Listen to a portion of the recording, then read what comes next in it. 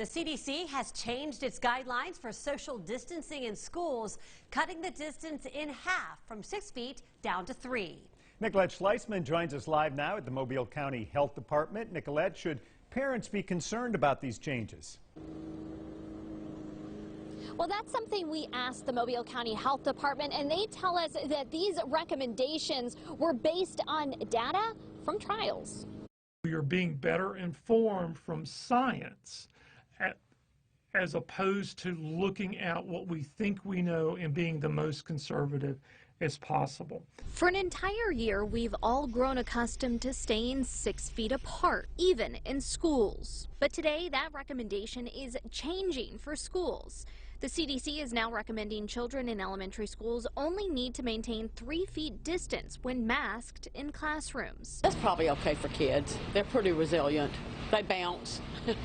The new recommendation also applies to some middle and high school students unless the spread of COVID-19 in the community is high. Then they say middle and high school students must remain 6 feet apart. Adults should still keep their distance. The CDC still advises for all students to stay 6 feet apart when masks can't be worn, like during lunch. Herd immunity, okay?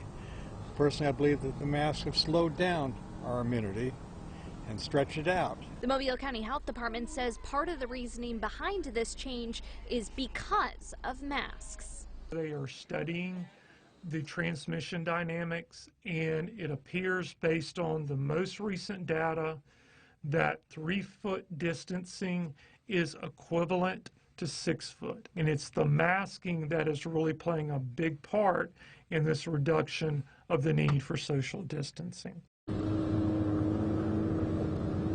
And we reached out to both the Mobile County and Baldwin County public school systems, and they tell us that this won't really change what they're doing right now. Now, the Mobile County public school system tells us that they will continue to stay 6 feet apart as best as possible, and these new guidelines will affect them more in August when more students return to face-to-face instruction. Reporting live from the Mobile County Health Department, Nicolette Schleisman, WKRG News 5.